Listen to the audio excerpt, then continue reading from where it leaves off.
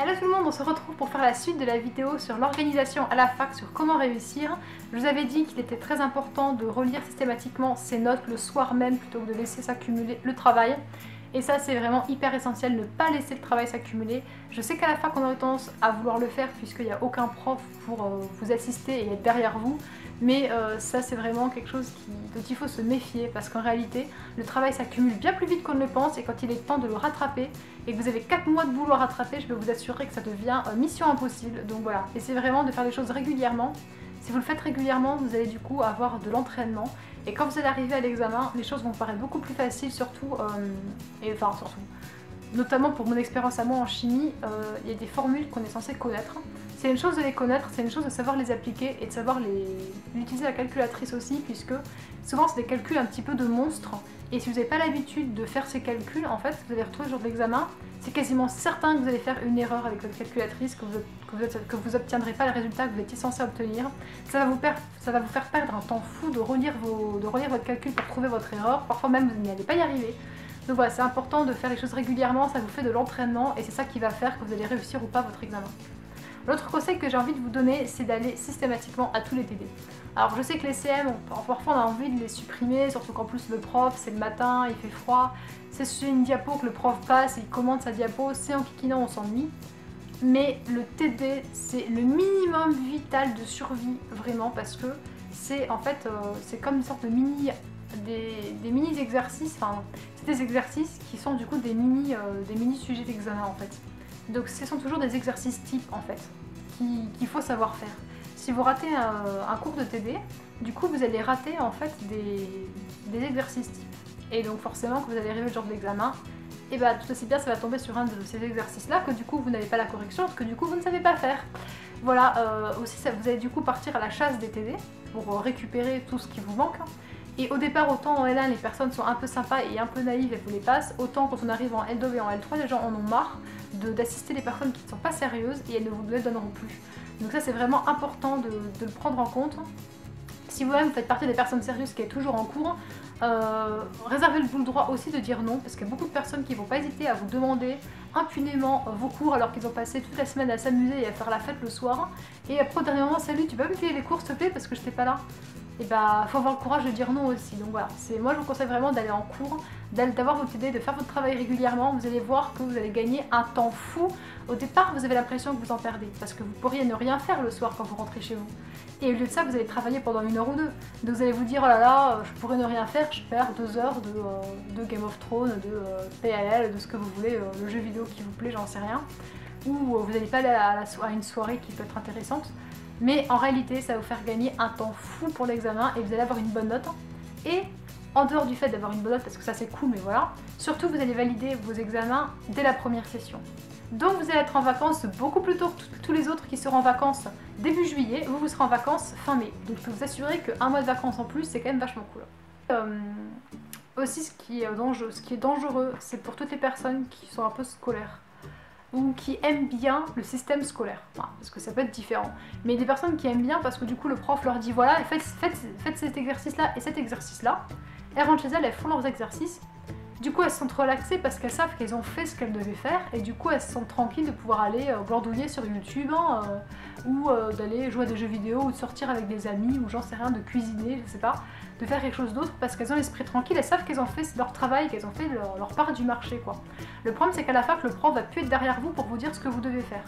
Donc là ça va devenir un petit peu un problème parce que deux types de réactions, soit vous allez vouloir recopier tous les cours, vous allez vouloir bosser, enfin vous allez vous perdre là-dedans, soit vous allez rien faire du tout. Dans les deux cas c'est pas bon, il faut essayer de se concentrer sur son travail et de faire ce qui est utile de faire. Donc notamment de préparer les TD et de relire le cours. Voilà. C'est important de le faire systématiquement, le prof ne va jamais vous le dire, mais ça va de soi quelque part. Là où c'est dangereux la fac aussi, c'est pour la notion de liberté parce que il n'y a personne qui vous flie, que vous allez en cours si vous voulez aller en cours, vous n'allez pas si vous voulez pas y aller. Et il y a énormément d'heures qui sont libres, c'est-à-dire que vous allez avoir 18 heures de cours par semaine, 20 heures, 25 heures, mais très peu d'heures en fait, ce qui donne l'impression finalement que c'est pas très important ce qu'on y apprend, qu'il n'y a pas grand chose à savoir et qu'on a beaucoup de temps pour s'amuser parce que du coup bah voilà, s'il n'y a que 22 heures de cours par semaine, bah du coup forcément vous avez admettons tous les après-midi de libre, si vous bossez 1 heure par jour c'est tranquille quoi. Là où c'est vicieux, c'est que d'une part, il faut être un bon élève, entre guillemets, en caricaturant, c'est-à-dire en préparant ses TD, en relisant ses cours. Ça, c'est l'essentiel, la base de survie, on va dire. Mais la fac, en fait, vous laisse beaucoup de temps libre pour vous permettre de faire des recherches à côté et d'approfondir le futur métier que vous voulez faire ou de bosser le master auquel vous voulez, que vous voulez tenter, en fait. Parce qu'il y a beaucoup de masters qui sont sur dossier, donc on va regarder vos notes, et ça souvent ça fait pas plaisir. Mais il y a aussi beaucoup de masters qui vont tester la motivation. Donc vous avez soit un entretien, soit une lettre. Mais dans tous les cas, vous avez quasiment toujours un entretien. Et là, c'est là où ça va commencer à coincer. Donc moi j'avais un prof d'art plastique quand j'étais en fac d'art plat, qui était génial pour ça, en fait, vraiment. Ça m'a fait un éclair de génie. Enfin, j'exagère quand je dis ça, mais honnêtement pas tant que ça, parce que tout le monde s'est fait avoir, quoi. En fait, c'était dans le cadre d'un cours sur la méthode, je sais plus quoi. Enfin, en gros, on devait tous faire un dossier qui expliquait pourquoi on faisait les études qu'on était en train de faire et quel métier on convoitait, quel métier qu'on voulait faire et comment il fallait s'y prendre pour faire ce métier. Donc a priori, les trucs un peu bateaux, vous savez, que vous y allez, vous glandouillez sur votre téléphone et puis quand le cours est fini, vous rentrez chez vous et puis basta, quoi. Le problème, c'est que là, le prof, il nous a fait tous nous asseoir en U. Le prof est au milieu et puis il a commencé à poser des questions aux différents étudiants. Qu'est-ce que toi tu veux faire? Qu'est-ce que toi tu veux faire? Voilà. Il y a une fille, elle voulait faire des études de stylisme, si je me rappelle bien, et du coup le prof lui avait demandé quels étaient les couturiers qu'elle aimait le plus, quels étaient les couturiers qu'elle n'aimait pas trop, quelles étaient leurs démarches, quels sont les jeunes couturiers qui sont en train d'émerger en ce moment finalement, est-ce qu'il n'y a pas des stylistes qui ont le vent en poupe, comment ça fonctionne un petit peu dans ce milieu-là. Et puis elle lui a dit qu'elle savait pas. Enfin, en gros, elle savait pas répondre aux questions, quoi. À part c'était Chanel et Dior, la meuf elle y connaissait rien, quoi. Et alors l'autre truc aussi, il devait demander, ok, est-ce que vous-même vous créez des vêtements alors à ce moment-là? Parce que bon, vous n'avez peut-être pas envie de vous renseigner sur les autres, mais éventuellement, est-ce que vous faites quelque chose? Est-ce que vous achetez du tissu? Est-ce que vous créez vous-même vos robes? Est-ce que vous portez un vêtement sur vous? Pourquoi pas que vous avez vous-même confectionné? Est-ce que vous vous intéressez au patron? Est-ce que vous y connaissez un peu en couture, quoi, voilà, enfin... Finalement, des questions tout à fait logiques. Si vous voulez être styliste, c'est quand même normal de se renseigner sur la couture, de faire des patrons et de faire vous-même vos robes. Enfin, a priori, c'est un peu la base, quoi. Et la meuf, elle faisait rien de tout ça. Voilà. Il a un peu regardé, un peu surpris, quoi. Puis du coup, il passe au suivant. C'est un mec qui voulait faire des études d'architecture. Donc du coup, là, il était en art plat, en LA, en fait, pour tenter après des concours et tout. Ou éventuellement faire des écoles d'art appliqué. Et il a dit, ok, très bien, donc vous voulez faire des écoles d'architecture. Alors c'est quoi les architectes sur Montpellier? Est-ce que vous en connaissez? Non, ok. Alors c'est quoi l'architecte qui a confectionné tout le quartier Antigone de Montpellier? Ça vous... Non, vous ne savez pas non plus, ok. Les colonnes de Buren, c'est quoi la signification en fait? Vous ne savez pas non plus. Est-ce que seulement vous y avez déjà été? Ah, non plus, ok. Est-ce que vous avez visité, je sais pas moi, des grandes cathédrales? Est-ce qu'il y avait une exposition récemment sur l'architecture de je sais plus quoi? Est-ce que vous y avez été? Non plus, d'accord. Enfin, en fait, le mec, il avait envie d'être architecte de la même manière que la fille voulait être styliste, mais il s'en donnait pas les moyens. En fait, c'est dans l'idée que ça leur plaît, mais au final, au concret, enfin dans le concret, ils font que dalle, quoi. Et ça, ce qu'il faut se rendre compte, c'est que la fac vous donne énormément de temps libre pour vous permettre justement de faire toutes ces choses. Il y a une fille qui voulait travailler dans les musées. Elle voulait être gardienne de musée, ou je sais plus exactement le truc qu'elle voulait faire. Elle voulait être guide, je crois. Je crois que c'est guide qu'elle voulait, cette fille. Enfin bref, et donc du coup, le prof lui a demandé si elle avait déjà été visiter des musées. Non, si elle avait déjà fait des stages, non. Voilà, en fait, la fille, elle avait quasiment... elle avait envie de faire ça, mais elle s'était pas donné les moyens, quoi. Genre, elle s'était pas renseignée plus que ça.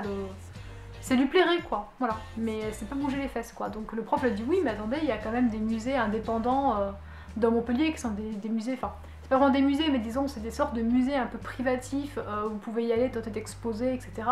Elle avait dit qu'elle y avait jamais été, elle était même pas au courant que ça existait, enfin, je veux dire, il y a un moment donné aussi où il faut vous donner les moyens de ce que vous voulez faire, et ça c'est un truc très important à la fac, c'est tout le temps libre que vous avez, en plus, après d'avoir été le bon élève et d'avoir validé vos trucs, c'est de faire ça. Parce que quand même vous aurez votre licence, quand vous allez vouloir passer en master, ou quand vous allez vouloir intégrer une école particulière ou quoi, ou même trouver du travail ou faire un stage, on va regarder votre motivation. Vous avez passé un entretien d'embauche, ou un entretien de motivation, ou enfin dans tous les cas vous allez être confronté à quelqu'un qui va vous poser des questions et qui va évaluer tout le travail hors scolaire en fait, tout le travail hors de la fac. Et très souvent les personnes se contentent du minimum, donc déjà qu'elles font le minimum à la fac, si en plus elles font pas de recherche à côté, vous comprenez bien que ça bloque. Et là c'est le truc vraiment, si j'arrive à vous transmettre ça, mais c'est vraiment tout l'essentiel limite de cette vidéo, parce que travailler, ok c'est une chose, tout le monde sait qu'il faudrait faire des fiches et qu'il faut travailler régulièrement, c'est important de vous le dire, et puis je vous ai quand même donné des petites astuces que je pense qu'on vous donne pas comme ça a priori, mais franchement faire les trucs à côté, faire des demandes de stage c'est essentiel, essayez de vous renseigner, aller aux expositions si vous voulez travailler dans l'art. Enfin voilà, toutes ces choses-là, je veux dire, c'est quand même la base. C'est un petit peu comme si vous alliez au conservatoire, vous appreniez le solfège, mais qu'à aucun moment vous preniez votre guitare et puis vous essayez de toucher un peu les notes pour voir les sons que ça fait, quoi. Enfin, ça paraît complètement aberrant et voilà, c'est vraiment le truc que je voulais vous transmettre parce qu'au final, il y a beaucoup de personnes qui se retrouvent avec une licence, voire même qui ont leur master parce qu'elles ont fait un master un peu général, qui n'était pas sur dossier ni quoi. Et après, une fois qu'elles sont là, elles n'arrivent pas à trouver, elles n'arrivent pas à intégrer les écoles qu'elles voudraient faire, elles n'arrivent pas à trouver le boulot parce que du coup, forcément, elles n'ont pas d'expérience parce qu'elles n'ont jamais fait de stage.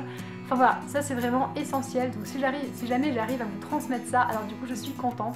J'espère que la vidéo vous a plu, j'espère que vous avez appris des choses. Moi, je vous souhaite plein de courage pour cette rentrée. J'espère que, j'en suis sûre d'ailleurs que tout va bien se passer. Je vous fais plein de gros bisous et je vous dis à très vite dans une prochaine vidéo.